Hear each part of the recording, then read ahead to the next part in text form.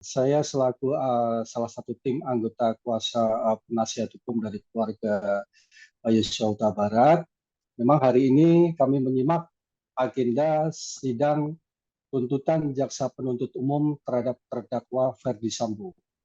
Perlu kita ketahui bahwa Ferdi Sambo adalah pelaku utama, ya. Yang hari kemarin kita juga menyaksikan persidangan untuk terdakwa RR dan KM, yang mana juga pembacaan tuntutan. Dalam tuntutan tersebut KM dan RR ini sebagai pelaku peserta, ya. Jadi kita bedakan dalam tindak pidana ini yang disebut pelaku itu ada pelaku utama, ada pelaku peserta. Pelaku peserta itu ya makanya di dalam surat dakwaan mau tuntutan itu kan rujukannya yuntunya pasal 55 Delnemeng atau penyertaan. Ya, kembali lagi ke penuntutan hari ini. Kita tadi pada saat awal-awalnya, ya, awal-awalnya saya mengikuti persidangan pembacaan tuntutan sangat senang sekali karena jaksa penuntut umum dalam membuat surat tuntutan itu sangat sistematis, sangat terperinci, sangat detail sekali. Bahkan fakta-fakta dalam persidangan itu sudah diungkapkan secara cermat, unsur-unsurnya, baik itu unsur mens reanya, niat, kehendak untuk pembunuhan berencananya, baik itu unsur perencanaannya, baik unsur pelaksanaannya. Jadi kalau menyimak analisa yuridis, analisa fakta-fakta, itu saya tadi mengamatinya cukup apresiat juga, ya, sangat sepertinya tidak ada celah-celah, atau kalaupun ada celah-celah bagi terdakwa atau penasihat hukum itu celahnya sangat kecil sekali untuk mematahkan dalil-dalil tuntutan, ya. Perlu kita ketahui, Tasya, bahwa bahwa surat dakwaan itu kan mengacu pada dugaan pembunuhan berencana pasal 340 primer, subsidiarnya 338 pembunuhan biasa, dan Yunto pasal 55. Itu dalam dakwaannya. Setelah proses-proses persidangan pemeriksaan bukti-bukti, kemudian pemeriksaan selesai, inilah tahap penuntutan. Nah, tahap penuntutan ini, waktu sebelum tahap penuntutan kemarin kami juga berharap agar jaksa membuat tuntutan pasal 340 pembunuhan berencana, bukan pembunuhan biasa dalam pasal subsidiarnya 338. Nah, ini hari tadi kemarin kita melihat sidang tuntutan KM dan RR, yang mana tuntutannya adalah pasal 340 pembunuhan berencana. Jadi ini sangat melegakan, ya, tuntutannya, ya.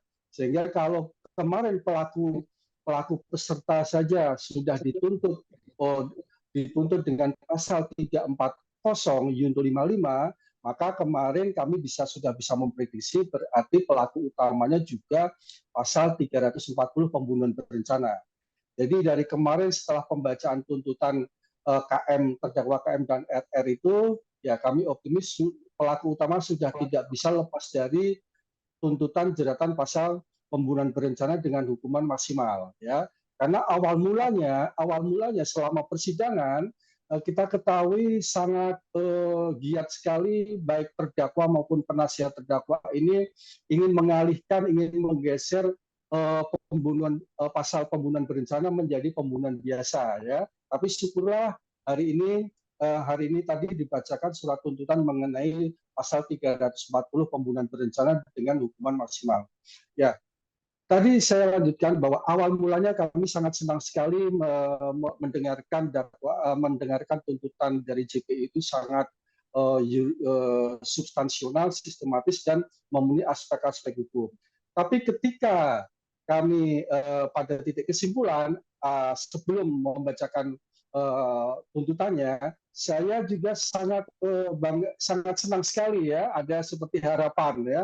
Apa harapannya? Karena sebelum tadi jaksa itu melakukan atau permintaan tuntutan, ada disebutkan faktor-faktor yang memberatkan terdakwa Ferdi Sambo, ya.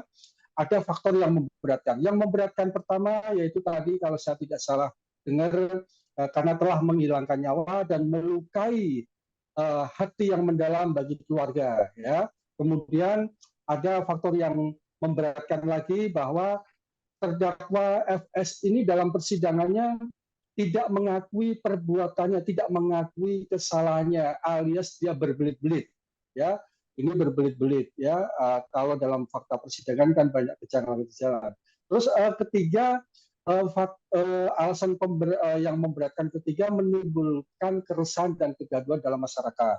Ya, kemudian ada faktor yang memberatkan juga bahwa tidak sepantasnya terdakwa Ferdi Sambo ini sebagai aparat penegak hukum dan sebagai petinggi Polri melakukan tindakan-tindakan yang tercela. Ya, yang paling terakhir faktor-faktor yang memberatkan bahwa apa yang dilakukan terdakwa Ferdi Sambo ini sangat mencederai atau mengakibatkan banyak anggota Polri yang terlibat. Ya, dan terakhir adalah mencoreng institusi Polri baik di dalam masyarakat Indonesia sendiri maupun di kancah internasional. Nah, kalau saya bandingkan, kalau saya amatin faktor yang memberatkan, saya bandingkan dengan konstruksi tuntutan pasal 340 ya. Pasal 340 KUHP ini adalah sudah ada pembatasan hukumannya ya, hukuman maksimalnya yaitu hukuman mati, yang kedua hukuman seumur hidup, yang ketiga hukuman penjara 20 tahun. Jadi hanya 3 opsi ya, tidak boleh kurang di situ. Nah, ketika saya memperhatikan hal-hal yang memberatkan, saya kaitkan dengan pasal 340, saya tadi berharap jaksa penuntut umum meminta majelis hakim agar memutuskan bahwa terdakwa itu sah dan meyakinkan melakukan perbuatan pembunuhan berencana dengan hukuman maksimal yaitu hukuman mati. Tadinya kami berharap seperti itu, tapi ternyata jaksa penuntut umum menjatuhkan hukuman bagi terdakwa Sambo itu adalah hukuman seumur hidup. Nah, ini yang saya sudah komunikasi juga dengan pihak keluarga almarhum Yosua, ya tentunya bagi pihak keluarga sangat kecewa ya, karena pihak keluarga ini kan sudah kehilangan anaknya, sudah kehilangan nyawa bagi anak tercintanya yang menjadi tulang punggung keluarga ya. Karena tadi sudah dicantumkan juga dalam tuntutannya hal yang sangat memberatkan, yaitu melukai hati yang terdalam bagi keluarga ya. Tentunya bagi keluarga karena sudah kehilangan nyawa anaknya yang tercinta yang menjadi tulang punggung, harapannya juga hukuman mati ya. Itu menurut keluarga yang seadil-adilnya adalah hukuman mati ya. Namun perlu kita ketahui memang parameter adil ini sangat relatif ya. Adil bagi seseorang mungkin belum tentu adil bagi orang yang lain. Nah, ini yang menjadi persoalan.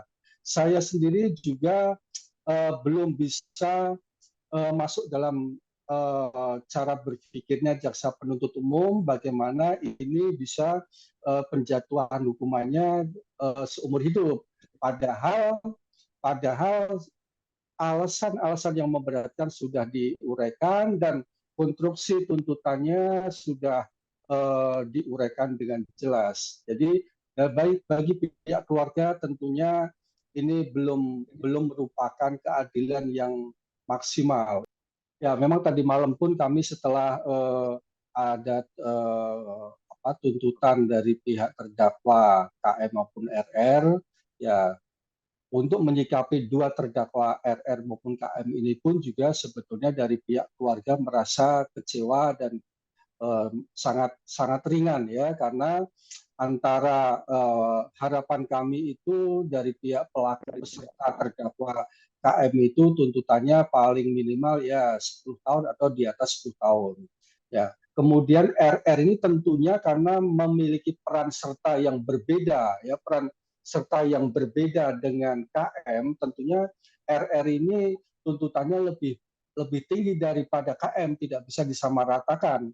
Mengingat RR ini juga aparat penegak hukum. Kalau KM kan dia sipil, mungkin dia pengetahuan tentang hukumnya masih di bawah RR begitu.